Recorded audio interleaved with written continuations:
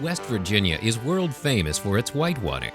The New River and its final tributary, the Gauley, are known for their exciting rapids and heart-pounding waves.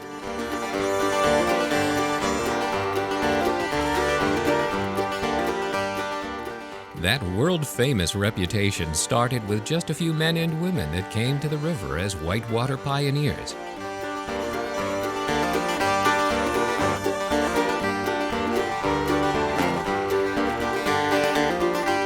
They were adventurers and explorers, searching for an experience unlike any other. 40 years after it started, that experience has been shared countless times. What began as a weekend became a river season. What started as a backwater became a destination, a park, a landmark. With all types of trips for every kind of group, West Virginia has become known for America's best whitewater.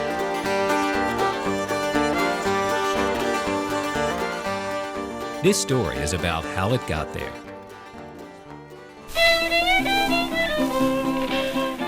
The New River Gorge has forever been a place of wonder and mystery. From Native Americans hunting and fishing here to Europeans living and working here, it's never been what people would call a tame place. Through the Civil War, through the age of railroads, through the Great Coal Boom, the river flowed downstream along its course, without regard for how life was changing along its banks. Trade took place up and down these rivers in double dugout canoes and bateaus. Those trips eventually parlayed into a few scattered river tours by boat. They were the first commercial river runners. Still, it would be a long time before anyone thought to try to navigate the river's deepest gorges and biggest rapids. Eventually, the rivers would welcome a small group of people who would change the very definition of fun.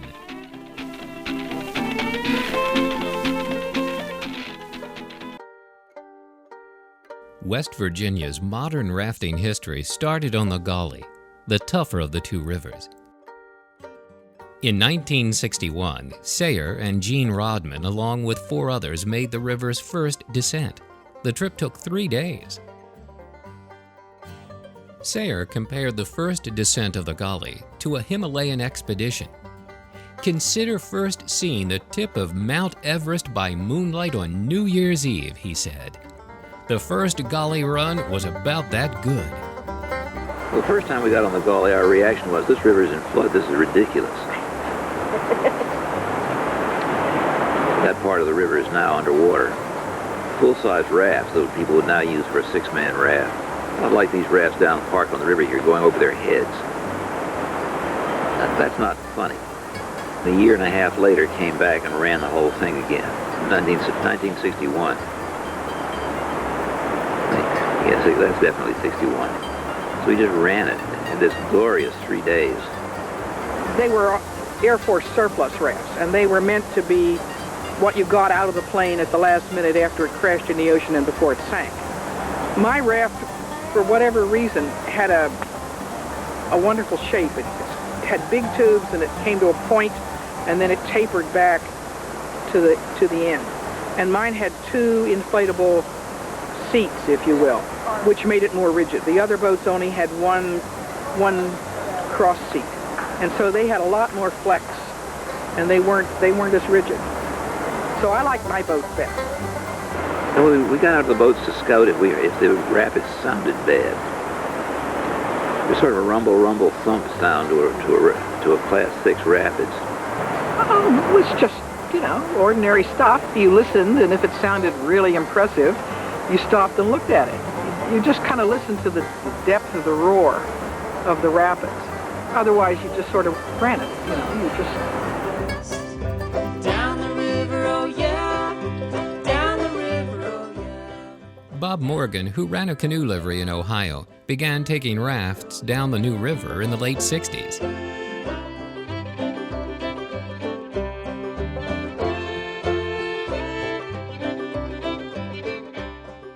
Some of the people who would later come to the river to make a life were introduced to rafting on Bob's trips.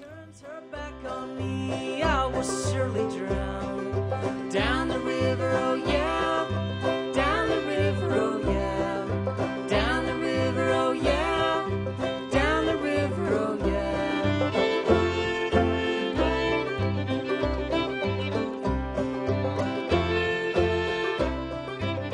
Back in 1966, I was in a class of physics in high school, Sycamore High School, Montgomery, Ohio. And the teacher, Mr. Dugan, took me out in the hall and said, "Do I want a summer job driving a bus for Bob Morgan?" And I said, "Sure, why not?" Because I thought that was the way to pass the class. And we had 16 canoes and a 1948 Chevy bus with moose horns on the front of it, and a raft, not a raft trailer, excuse me, a canoe trailer. And that was it. Canoe River led into the whitewater rafting, where he led trips with his father and sons on the New River from Radford down through Thurman. And we talked a lot about, what's below Thurman. Don't go below Thurman. And we did. In a inner tube raft, it was made out of 2 earth mover inner tubes, 6 feet in diameter. We sandwiched them together with pieces of wood, and down the river we went. One of Bob's sons found a feather next to the raft, so we called it the turkey raft. That was the first self-bailing raft, I believe.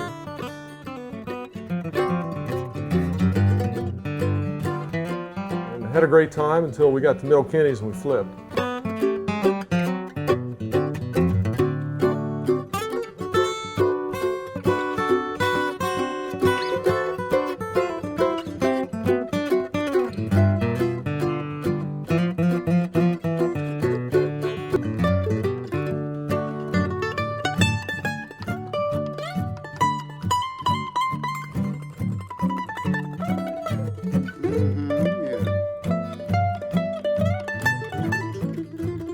And then walked out. So that was the first raft trip that I was on.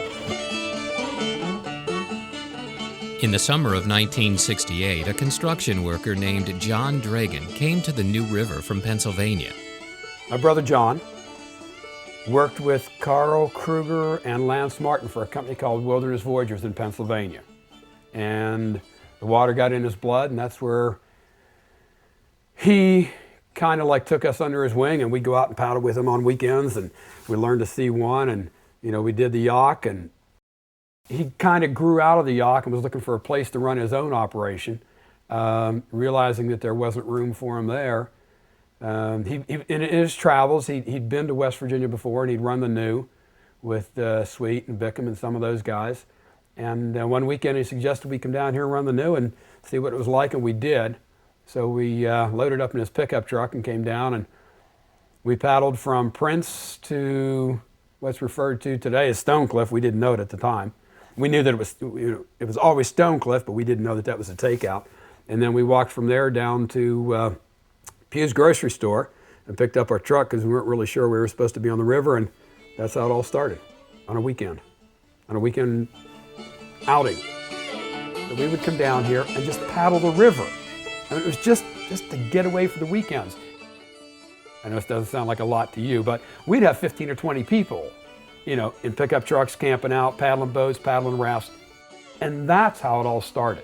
But at that point in time, I don't think anybody really envisioned a business, because whitewater wasn't a business here in the East. It was just something to do to make money on the side, kind of like cutting grass. At the end of the first summer, we'd pretty much decided that, the next summer when we came back, we were going to run raft trips. I think it was towards the end of 1970 that we actually bought a bigger truck. We bought a stake bed. And that's when we knew we were pretty well committed to running the numbers on the river. Chris was guiding, I was guiding, John was guiding, and Mel was a bow guide, and we had, Richard Harmon was with us and some other people. And, we were running 2 guys per boat, and we'd stepped up from 2 boats to 3 boats, and we ran a stake bed and 2 trucks, and we were probably, on a good weekend, we were probably running 26 to 28 people.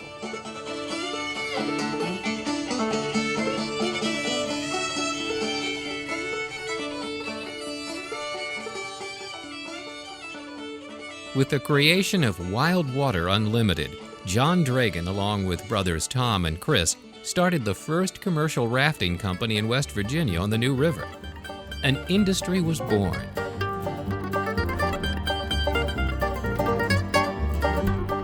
Guiding people down West Virginia rapids was becoming more than just an alternative to mowing lawns during the summer.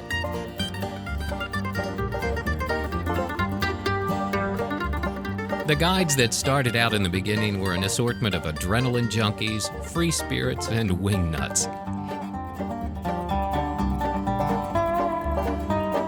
They were also amateur geologists, historians, and at times motivational speakers.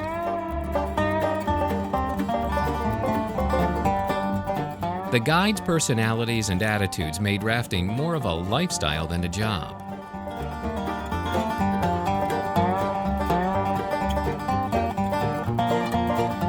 They were the backbone of a new industry.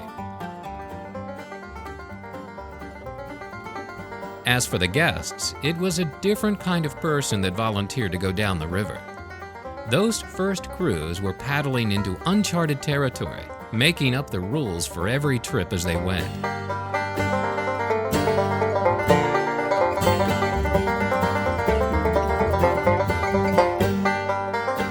Those early trips are what the rafting companies of today were built on.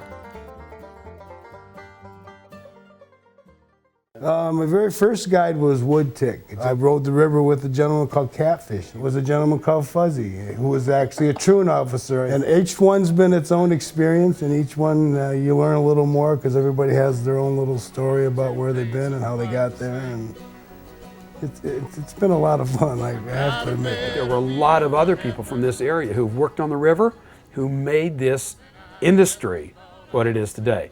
A lot more so than the 15 to 20 owners who worked on the river. I mean, it was all of the people who were river guides who showed the guests who came to the river a good time, who turned it into what it is today. Damn! There it is. We're here, we're going in. It ain't gonna be pretty. You guys wanna go rafting? Bobby Bowers. As much as, I don't know, extended family, I guess that's the right word, that's what they are. Keep in touch with them all year round, phone calls and all that, so they're not really river guides to us anymore, if you really think about it, so, but they're amazing people. Got a better view of heaven than I ever thought I'd see.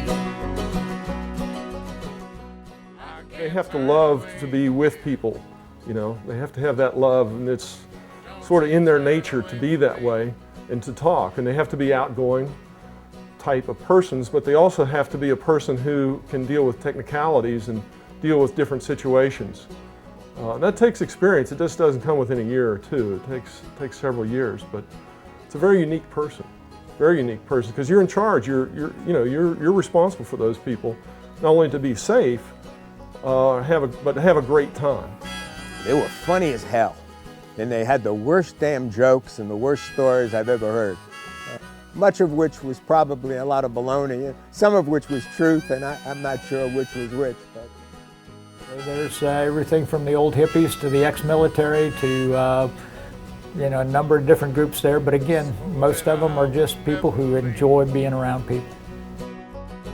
I hope this time will never end.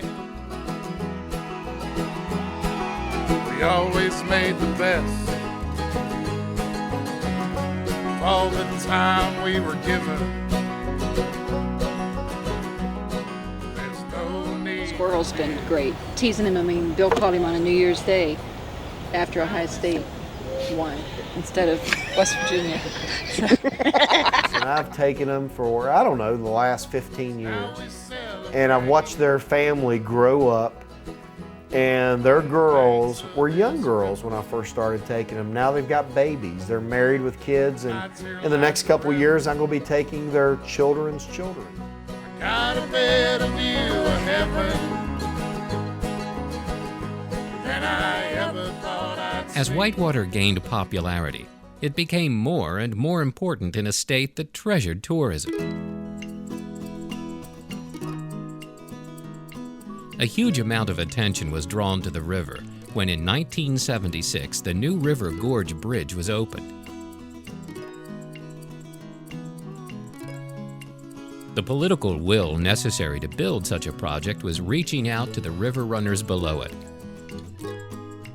One of the most enthusiastic supporters of the industry was West Virginia's 3rd District Congressman Nick Rahal. It was in 1988 that we passed the final legislation that protected the Gauley River, the New River, the Meadow River, and created the largest federally protected system of rivers east of the Mississippi.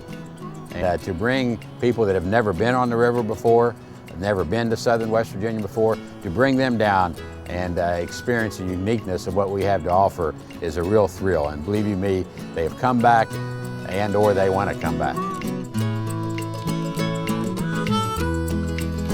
For more than 30 years, West Virginia whitewater rafting industry has supplied many thrills for the visitors who brave the challenging rapids of this river, the Gauley River, the Bluestone River, and many more in West Virginia. The rafting industry, in turn, has made a lasting financial impact upon this region, contributing more than $40 million annually to our state's economy. And that's on a conservative side. And it really showcases in the most positive light and the friendliness. It's something that you all have done since John's inception of what this could be. It's treating people absolutely special, preferred customers that can't wait to tell somebody else about their experience, to continue that repeat that really kind of fuels our business. It's who we're about. It's who we are as West Virginia.